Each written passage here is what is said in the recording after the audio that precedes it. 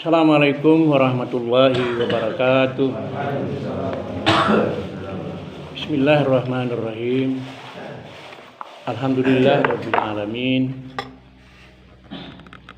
Nahmaduhu wa nasta'inu wa nastaghfiruh. Wa na'udzu billahi min syururi anfusina wa min sayyiati a'malina. May yahdihillahu fala mudilla lahu wa may yudlil fala hadiya lahu. Asyhadu an la ilaha illallah wahdahu la syarika lahu wa asyhadu anna Muhammadan abduhu wa rasuluh. Allahumma shalli ala Muhammad wa ala ali Muhammad kama shallaita ala Ibrahim wa ala ali Ibrahim wa barik ala Muhammad wa ala ali Muhammad innaka Hamidum Majid. Qala Allah Ta'ala fi kitabil karim, a'udzu billahi minasyaitonir rajim. Bismillahirrahmanirrahim. Wa ma khalaqtul jinna wal insa illa liya'budun. Ibu bapak sekalian, jamaah sholat subuh dirahmati oleh Allah Subhanahu wa taala. Alhamdulillah, kita senantiasa bersyukur kepada Allah Subhanahu wa taala yang telah memberikan kita nikmat yang sangat banyak sekali. Yang perlu kita renungkan, Pak. Kita renungkan ciptaan Allah. Kita renungkan nikmat Allah yang sangat banyak. Kita renungkan janji Allah. Kita renungkan ancaman Allah. Dan kita renungkan, sudah siap nggak kita ini dalam menghadapi panggilan Allah. Di situ ada istilah khauf, takut, dan ada istilah rujuk, raja, itu mengharapkan. Kita semua tentu mengharapkan Allah akan memberikan rahmat dan nikmatnya kepada kita sekalian, lebih-lebih di surga. Bapak Ibu sekalian berbahagia, alhamdulillah kita telah memasuki tahun 2023. Kita telah meninggalkan masa-masa yang boleh dikatakan kritis. Tapi Allah sudah berjanji itu kan. Ada dua ayat kan. Inna ma'al usri yusron. Di samping kesulitan ada kemudahan kan. Diulang lagi Allah. Inna ma'al usri yusron. Kita sulit tapi Allah akan memudahkan. Nah, sekarang mudah-mudahan tahun 2023 ini kita segala sesuatu dimudahkan oleh Allah Subhanahu wa taala. Ekonomi dan lain sebagainya. Bapak Ibu sekalian berbahagia, pada bulan lalu saya sudah menyampaikan tentang keistimewaan daripada akhlak, Pak. Akhlak itu salah satu pokok ajaran Islam. Tidak beda-beda, Pak. Maka Nabi itu pernah ditanya, ya Rasulullah, aksara finnas fil jannah. Kenapa kok banyak orang masuk surga ya Rasulullah? Rasulullah mengatakan at-taqwa husnul khuluq. Takwa dan akhlak yang mulia. Wa aksara ma finnar. Kenapa banyak manusia yang masuk neraka? Orang yang banyak masuk neraka itu disebabkan al-jafani, itu dua lubang. Lubang mulut dan lubang kemaluan. Itu banyak mengantar masuk surga kan.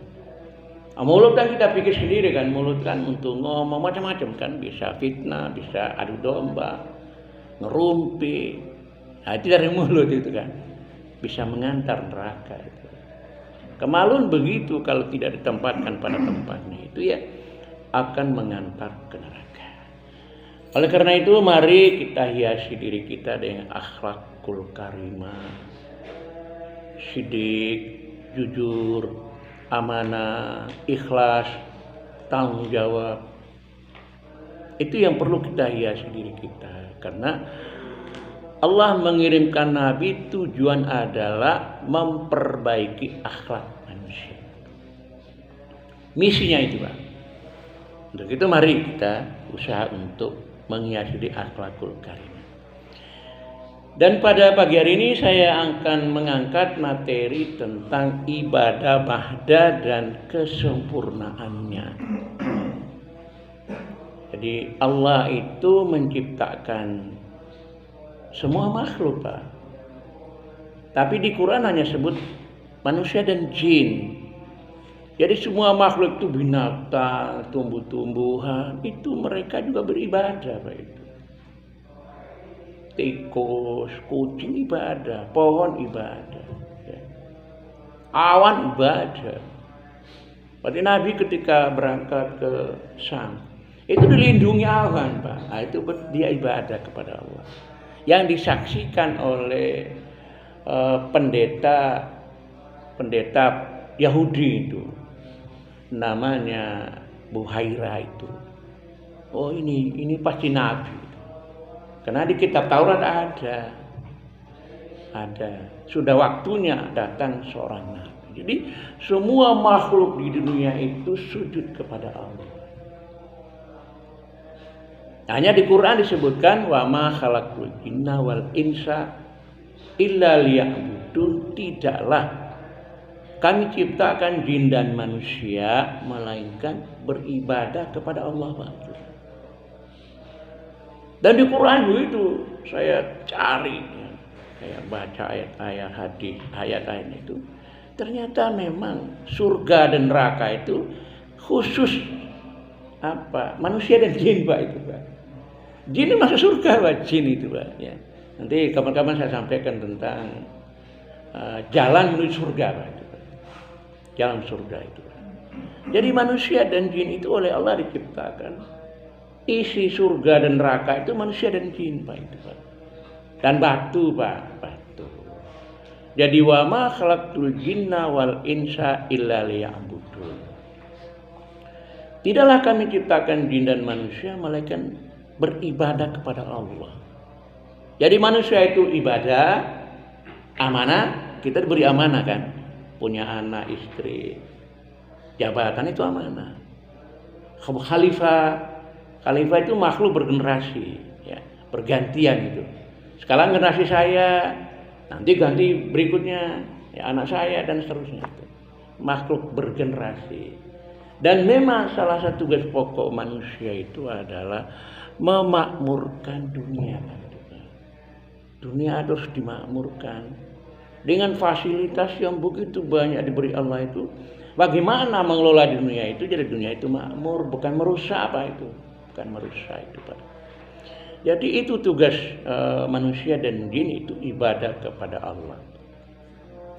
Jadi Allah mengatakan afahasibtum annama khalaqnakum abasan fa innakum ilaina la turja'un. Apakah kamu mengira bahwa sesungguhnya kami menciptakan kamu secara main-main, Pak? Kayak boneka kan, boneka kalau sudah rusak kan hilang, dibuang kan? Manusia bukan itu, bukan main-main, Pak. Dan nanti kita akan dikembalikan dan akan diminta pertanggungjawaban, Pak. Akan diminta pertanggungjawaban. Ya, sering saya sampaikan hadis dari malaikat Jibril itu mengingat kepada Muhammad. Isma syi'ta fa innaka mayitun. Hiduplah sesukamu, tapi kamu pasti mati, Pak ya. Mati. Wa amal ma syi'ta fa innaka majziun. Beramallah. Tetapi ingat, sekecil apapun kamu akan minta pertanggungjawaban, Pak. Minta pertanggungjawaban Allah itu. Habta man syi'ta.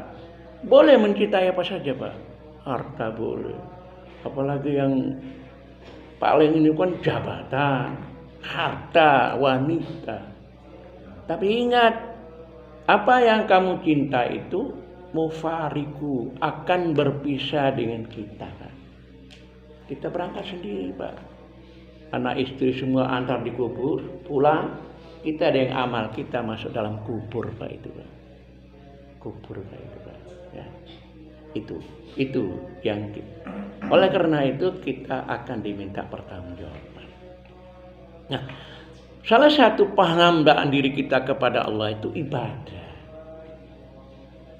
Ibadah itu kan ada harian Pak. Sholat kan harian Pak ya. 1 hari 5 kali. Puasa bulanan Pak ya. Juga mingguan ada. Itu sunnah itu Pak itu. Puasa sunnah. Pas tengah bulan. Zakat tahunan kan Pak. Tahunan Pak itu. Zakat fitrah maupun zakat mal ya tahunan. Zakat mal itu akhir tahun itu dihitung tutup buku untung berapa baru keluarkan zakat malnya. Kemudian haji kan tidak tahunan kan, seumur hidup sekali Pak. Itu haji itu Pak. Nah, itu namanya ibadah itu. Jadi ibadah itu disebutkan al-ibadatu hiya taqarrubu ilallah. Ibadah itu mendekatkan kan, karib orang dekat kan. Taqarrub ilallah, mendekatkan diri kita kepada Allah. Cara bagaimana ya? Melaksanakan perintahnya, menjauhi larangannya, dan mengamalkan yang diizinkan Pak. Apa yang diizinkan Allah kita amalkan. Nah, ibadah itu ada umum, ada khusus Pak. Ada 2 itu. Ibadah umum dan ibadah khusus. Ibadah umum ini hari ini kita ngaji Pak. Ini ibadah umum Pak. Maka pahalanya itu sama dengan hajatan wa umratan. Kita pahalanya sama dengan pahala haji dan umroh Pak. Itu hadis Pak. Haji dan umroh. Jadi kalau kita ngaji pahalanya besar Pak itu Pak. Ya. Dan kita ajak orang juga pahalanya besar itu. Itu ibadah umum itu. Kita belajar, kita mengajar, kita mencari rezeki yang halal kita. Kita kasih anak istri kita kan makanan harus yang halal Pak. Makanan yang masuk dalam perut anak istri itu bukan yang halal, nanti akan berdampak kepada kerusakan moral daripada anak turunan. Teruskan moral Pak itu Pak. Itu. Jadi harus yang halal. Itu ibadah Pak. Membantu orang ibadah, membangun masjid ibadah Pak. Jadi bapak-bapak ada yang ikhlas membangun musala ini, masjid ini, itu ya insya Allah janji Allah akan dibangunkan Allah di surga Pak. Ya.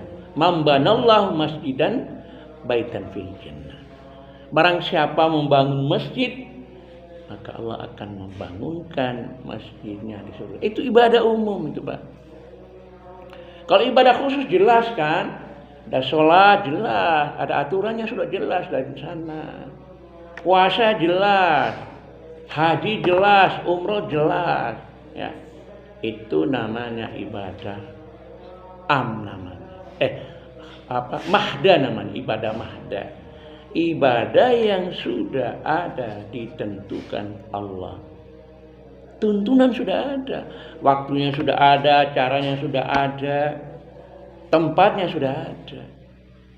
Misalnya haji kan harus di Mekah kan. Baru-baru ini saya dengar itu ada ceramah dari Ustaz Kiai Bandung itu Pak. Ada namanya Islam Sentara itu Pak. Itu mau membuat haji di Indonesia kan alasan sama saja. Jadi di Cirebon itu dibuatkan Ka'bah. Tapi kesulitan di mana air jam-jamnya itu Pak? Kan harus di Mekah kan? Harus di Mekah itu. Ada begitu ada Pak Kiai satu dari Bandung itu ceramah bagus tentang Islam Sentara itu. Jadi semua sudah ada tempatnya, sudah ada waktunya, sudah ada ketetapannya. Misalnya apa? Wukuf harus di Arafah.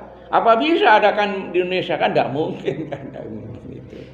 Ya itu makanya disebut Islam Nusantara itu disesuaikan dengan budaya setempat. Memang begitu perkembangan Islam begitu.